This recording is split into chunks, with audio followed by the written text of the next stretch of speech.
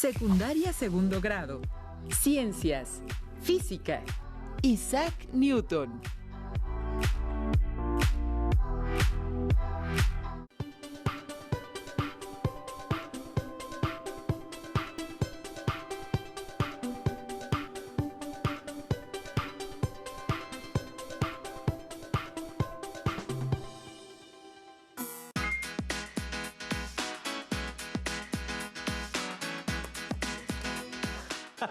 Bienvenidas y bienvenidos estudiantes de segundo grado de secundaria. Me da mucho gusto que nos acompañen hoy en esta sesión de Aprende en Casa para la asignatura de Ciencias Física. Mi nombre es Enrique Rodal y en esta ocasión nos acompaña uno de los grandes científicos de, todos los tiempos, un famoso físico, teólogo, inventor, alquimista y matemático inglés que cambió por completo el rumbo de la humanidad y contribuyó al desarrollo de la ciencia tal como la conocemos. Estamos hablando del primero en demostrar que las leyes naturales que gobiernan el movimiento en la Tierra y en los cuerpos celestes son las mismas. Es a menudo calificado como el científico más grande de todos los tiempos y su obra como la culminación de la revolución científica. Estamos hablando ni más ni menos que de Isaac Newton. Muchas gracias por acompañarnos. Es un gran honor que nos regale un poco de su tiempo para conocer más acerca de su vida y de todo el trabajo que desarrolló. Sí, gracias por la invitación. Pero te voy a pedir que te dirijas a mí como Sir Isaac. Bastante hice para que Su Majestad, la Reina Ana, me nombrara caballero en recompensa a los servicios prestados a Inglaterra. Es un placer para mí hablarles desde el más acá por medio de esta clase de reunión inmediata a la distancia. Se llama videollamada, Sir Isaac. Oh, very impressive. ¡Cuánta innovación! La última vez que me comuniqué con alguien a la distancia fue por carta y tuve que esperar casi 3 meses para obtener una respuesta. En fin, les envío un cordial saludo a todos y a todas los que nos acompañan a la distancia. Por otro lado, creo que las cosas no han cambiado mucho. Supe que están pasando por una pandemia. A mí también me tocó experimentar algo así cuando era joven. Así que les hago un llamado muy atento a todos y a todas a que hagan caso a las autoridades sanitarias para evitar contagios, riesgos y cuiden su salud.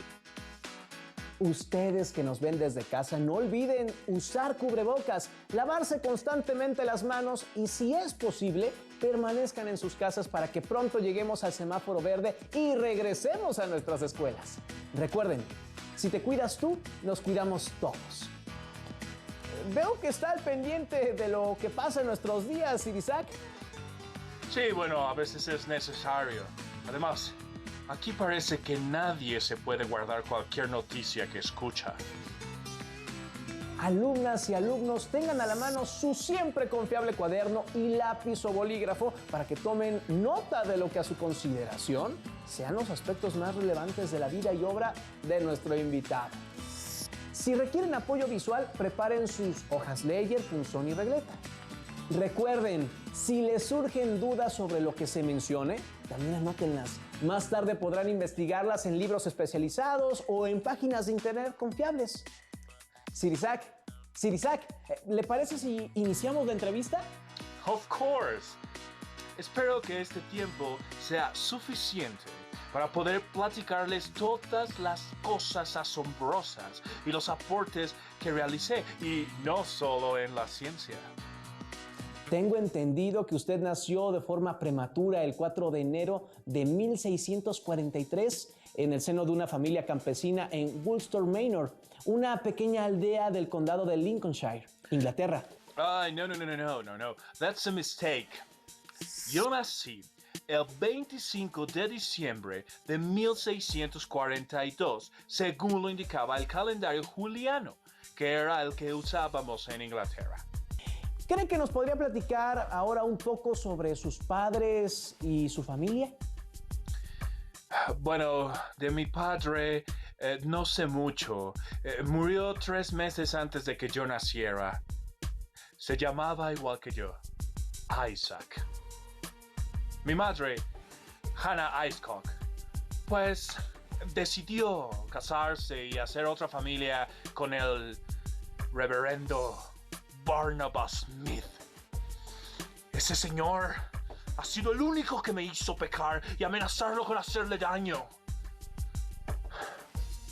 Nunca me agradó ese sujeto. Y yo tampoco le agradaba. Por eso mi madre pues decidió que lo mejor para mí era que me fuera a vivir con mis abuelos. Sir Isaac, lamento escuchar que su niñez pues no fuera tan afortunada. Bueno, no todo fue tan malo. A los 12 me enviaron a estudiar al colegio The King's School. Ahí estudié latín, griego, geometry y aritmética. En ese entonces era lo habitual para una escuela. Usted era muy hábil para construir objetos. ¿Puede contarnos qué otras cosas construyó? Bueno, la verdad sí. Me gustaba mucho fabricar objetos de madera. Como ya mencioné, me gustaba hacerles juguetes y muebles para las muñecas de mis amigas. Con las herramientas que tenía, logré reproducir un molino de viento y mejoré el diseño original. Construí un carro de 4 ruedas impulsado por una manivela que yo acomodaba desde el interior. Muchos de los diseños de los aparatos que fabriqué los saqué del libro de John Bate llamado The Mysteries of Nature and Art. Me gustaba construir cometas y regalárselos a mis compañeros de clase, aunque no dio resultado para hacer amistad con ellos. Construí también relojes solares. Tenía llena mi habitación. Y el vestíbulo, y el recibidor, y casi cualquier habitación de la casa en la que entrara el sol. ¡Qué impresionante, Sir Isaac! Ahora, ¿podría contarnos sobre su estadía en la Universidad de Cambridge? Tenía 18 años cuando entré a la Universidad de Cambridge. La verdad, no me gustaban mucho las clases que tenía, por lo que me la pasaba leyendo en la biblioteca. Es por eso que nunca fui de los mejores promedios, ni mucho menos. Pero aún así, aprendí mucho. Al final sí me gradué del Trinity College, aunque no logré ser el primero de mi clase. Bueno, leí obras de Descartes, Kepler, William Alfred, John Wallis, Galileo, Fermat, Huygens. ¡Wow! Newton se formó bajo la tutela de Isaac Barrow, a quien una vez completados sus estudios sucedería en la cátedra de matemáticas que ejerció desde 1669 hasta 1696. La cátedra lucasiana, como se le conoce en referencia a su fundador Henry Lucas, siempre ha estado ocupada por científicos influyentes y poderosos, incluido en tiempos recientes el físico Stephen Hawking. Sir Isaac, ¿quiere a lo mejor contarnos un poco sobre su vida después de la universidad? Por supuesto que quiero. Te dije desde el principio que yo había hecho mucho por las matemáticas y por la física. Además de que esta comienza a ser la parte más interesante de mi vida. Cuando cumplí 20 años, comencé a enviar cartas a la Royal Society. Sí sabes qué es eso, ¿verdad? Claro, Sir Isaac. Es la Real Sociedad de Londres para el avance de la ciencia natural. Es la sociedad científica más antigua del Reino Unido y una de las más antiguas de Europa. Personajes como Charles Darwin, Benjamin Franklin, Michael Faraday, Albert Einstein, Alan Turing, Louis Pasteur, Werner Heisenberg, Stephen Hawking y Robert Hooke han pertenecido a esta institución que, bueno, si bien es privada, hace las veces de Academia Nacional de Ciencias en Reino Unido. Hooke. Tenías que nombrarlo. En fin, estábamos hablando de algo más importante. De mí. Bueno, te decía que comencé a escribirle a la Royal Society. Les envié algunos de mis descubrimientos en geometría y óptica. Además de que les envié un telescopio que yo mismo construí. Tengo una pregunta. ¿En qué se diferenciaba este telescopio del que construyó Galileo? El telescopio que fabriqué era del topo reflector. La distorsión del color era uno de los principales fallos de los telescopios refractores.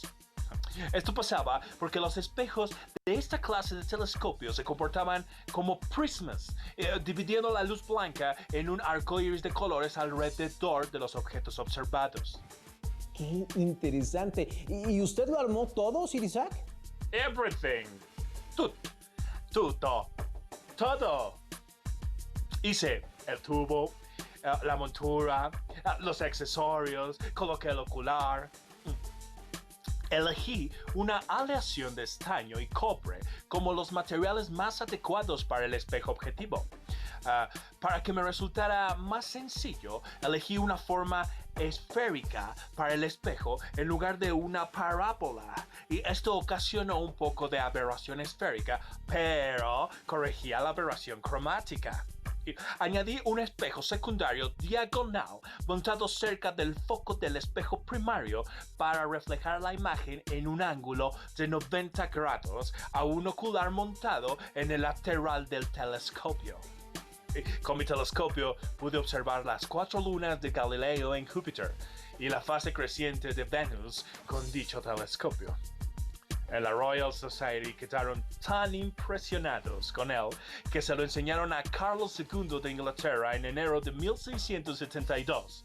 Y en ese mismo año fui admitido como seguidor de la sociedad. Sir Isaac, bueno, temiendo incomodarlo, hoy, ¿cree que podría contarnos un poco sobre sus desacuerdos que conocemos tuvo con el científico Robert Hooke?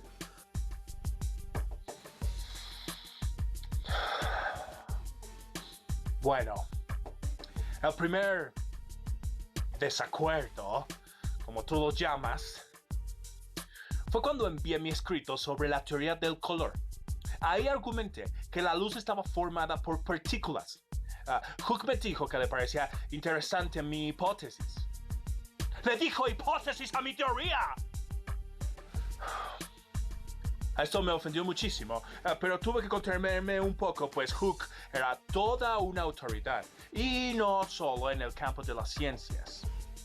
Y tras el gran incendio que arrasó Londres en 1666, fue el encargado de topografiar la ciudad para su reconstrucción, proponiendo una moderna urbanización en cuadrículas, y fue además el arquitecto de muchos nuevos edificios.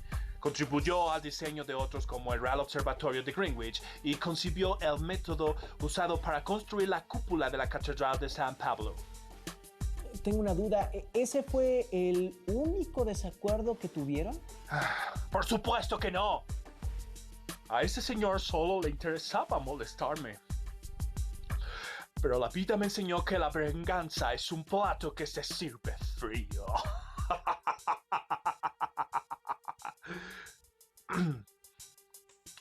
En 1679, Hooke y yo comenzamos a escribirnos sobre el tema de la gravitación. El enfrentamiento vino cuando en 1686 publiqué mi gran obra, La Principia Mathematica. Y a Hooke se le ocurrió decir que había sido él quien había dado las bases que me llevaron a escribir la ley de gravitación universal. Y eso no era todo. Hooke quería que le diera crédito como autor. ¡Crédito! ¿Te imaginas eso? Lo más que pude decir de Hooke es que él había revivido mi interés por la astronomía, pero que no había aportado nada nuevo. En la última carta que nos escribimos al respecto, escribí la siguiente frase. Si he logrado ver más lejos, ha sido porque he subido a hombros de gigantes. Obvio, no me refería a su corta estatura,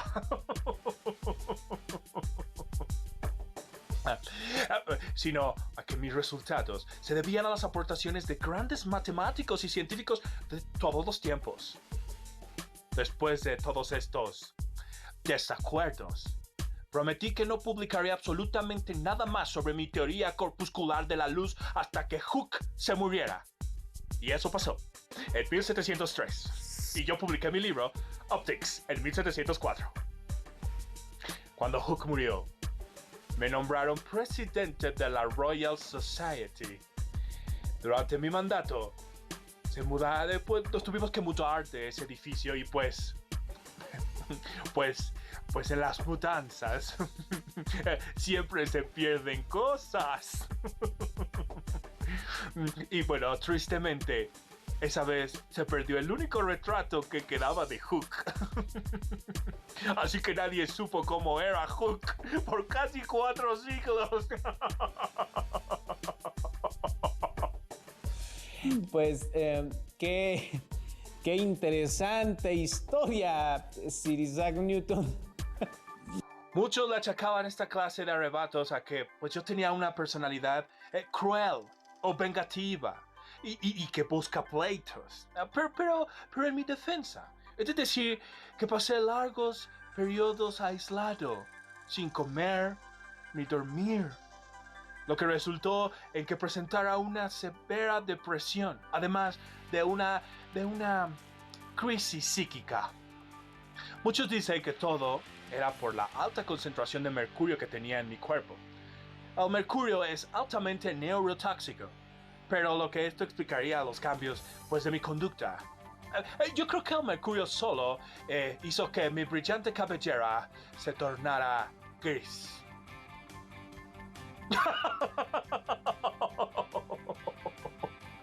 Definitivamente su vida ha tenido de todo, Sir Isaac.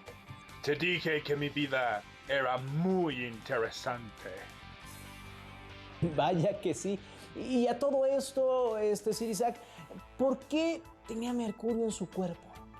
Bueno, es que uno de mis intereses, además de las matemáticas, la física y la teología, era la alquimia. Ah, la alquimia es una antigua práctica protocientífica y es una disciplina filosófica que combina elementos de química, metalúrgica, física, medicina, astrología, misticismo, espiritualismo y arte. Aunque la alquimia adopta muchas formas en la cultura popular, es citada con mayor frecuencia en historias, películas, espectáculos y juegos como el proceso usado para transformar plomo u otros elementos en oro. Otra forma que adopta la alquimia es la de la búsqueda de la piedra filosofal, con la que pretendía conseguir tanto la vida eterna como la transmutación de cualquier metal en oro. Todo eso es correcto. Escribí más de 1 millón de palabras sobre la alquimia, algo que tardó en saberse, pues la alquimia era algo ilegal en mis tiempos. Mis trabajos los firmaba como Jehová Sanctus Unus, que es el anagrama latinizado de mi nombre, Isaacus Newtonus. En el jardín atrás de mi habitación, construí un cobertizo a modo de laboratorio, donde tenía un fuego encendido de manera perpetua y allí hacía mis experimentos. En 1680 escribí Index Chemicus, que es mi texto más largo sobre alquimia y sobresale por su gran organización y sistematización. En 1692 escribí 2 ensayos, de los que sobresale De Natura Acidorum, en donde discutía la acción química de los ácidos por medio de la fuerza atractiva de sus moléculas. En esta obra trataba de dejar clara la relación entre las fuerzas de lo que hablé en mi Principia Mathematica con lo que encontraba en el mundo de la alquimia. Bueno, también usaba la alquimia para automedicarme.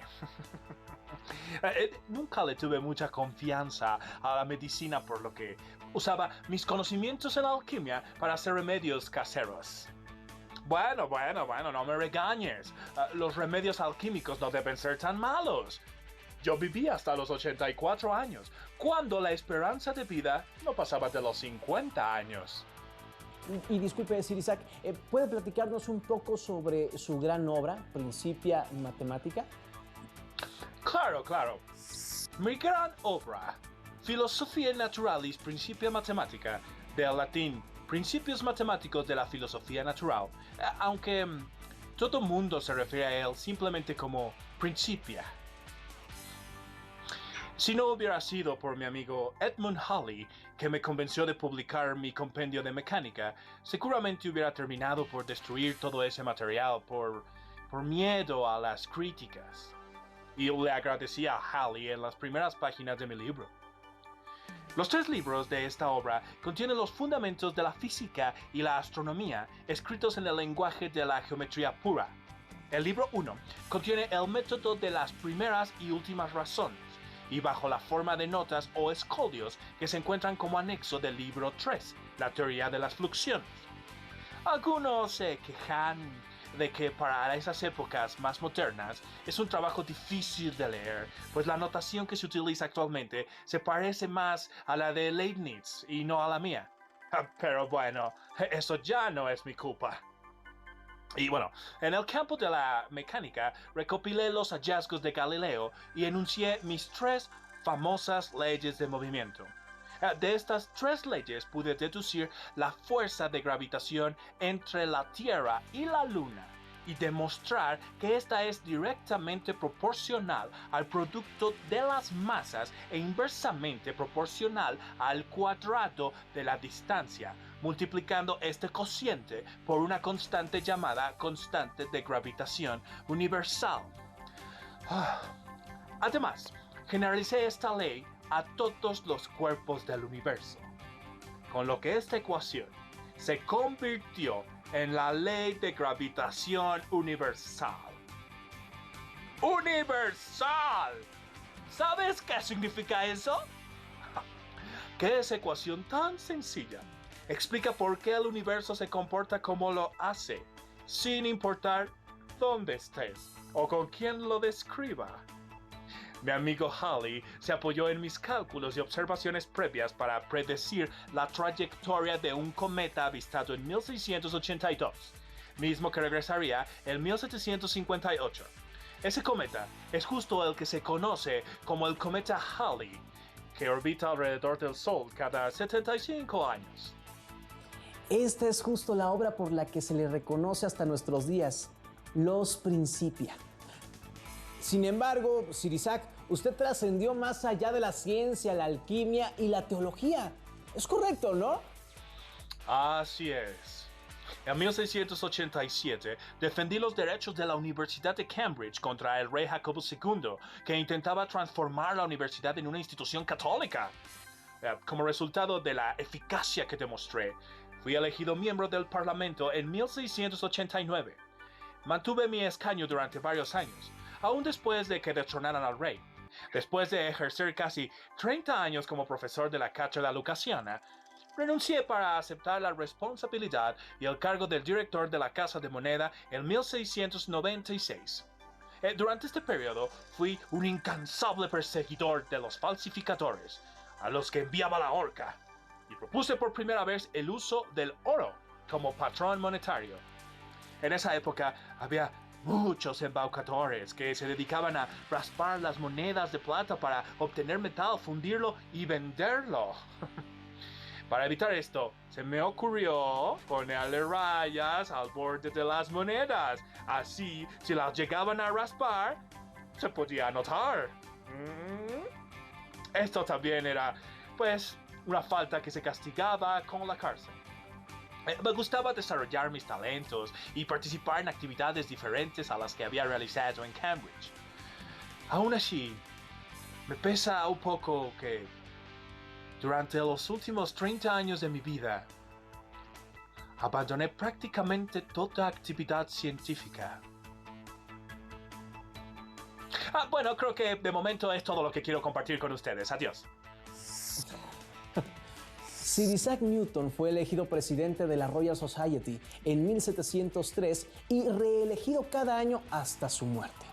En 1705 fue hecho caballero por la reina Ana como recompensa a los servicios prestados a Inglaterra.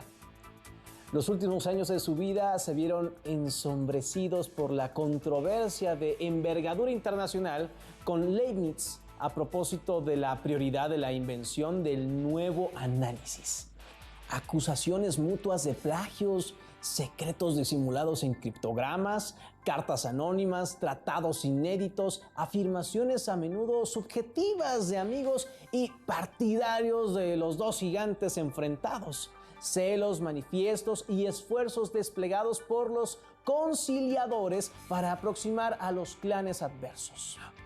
En mi defensa, diré que la Royal Society determinó que yo no había cometido plagio. El hecho de que el comité que lo dictaminó estuviera a mi cargo no tuvo nada que ver con esa decisión. Vaya, el 20 de marzo de 1727 del calendario juliano, 31 de marzo en el calendario gregoriano, murió Sir Isaac Newton, quien días más tarde fue enterrado en la abadía de Westminster, en un funeral donde se dio cita prácticamente toda la intelectualidad de Gran Bretaña y buena parte de su aristocracia. Se rendió homenaje a un hombre de ciencia, a un matemático, a un filósofo natural y al primer científico nombrado caballero por la reina en la historia de aquel país. A su muerte, ocupaba la presidencia de la Royal Society. Era miembro de la Comisión de Longitud y su influencia fluía por todos los canales de la cultura británica. Isaac Newton murió octogenario y con la fama de poseer una mente con una capacidad extraordinaria para dominar las ciencias más difíciles, las matemáticas y el cálculo, la mecánica de los cuerpos celestes y el comportamiento de la luz.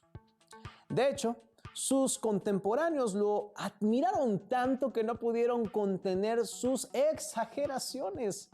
En el mausoleo de Newton, situado en la abadía de Westminster, se asegura que estaba dotado de una fuerza mental casi divina. Pero todavía más rotundo era el epitafio que propuso el poeta Alexander Pope. La naturaleza y sus leyes permanecían ocultas en la noche. Dios dijo: hágase Newton, y todo fue luz. Su influencia posterior aumentó su fama gigantesca hasta convertirlo en el modelo de científico por excelencia. A su muerte, la biblioteca personal de Newton constaba de 1,612 libros, 912 de los cuales estaban íntimamente relacionados con sus preocupaciones teológicas, mientras que aproximadamente 80 eran de alquimia. Pero para que este número no resulte engañoso, hay que recordar que los libros de alquimia no accedían usualmente a la imprenta, por lo que estos 80 debían representar prácticamente toda la literatura alquímica disponible por los canales tradicionales. A esto hay que agregar las 3 docenas de pequeños libros alquímicos y aproximadamente 50 kilogramos de panfletos encontrados, así como los libros y manuscritos alquímicos copiados por Sir Isaac. Por todo lo anterior, la importancia de Isaac Newton, sus descubrimientos y sus aportes se siguen sintiendo hasta nuestros días. Porque fue quien nos enseñó a ver las cosas desde otra perspectiva, como lo dice una de sus frases más célebres. Lo que sabemos es una gota de agua, lo que ignoramos es el océano. Y él trató de descubrir ese océano de tal manera que el mundo ya no fue el mismo. Esperamos que hayan disfrutado esta entrevista y que los invite a reflexionar acerca de las circunstancias que rodearon la vida de este gran personaje. Agradecemos la compañía de Sir Isaac Newton y a todas y todos los que nos ven desde casa, les invito a que sigan los contenidos de Aprende en Casa. Hasta luego.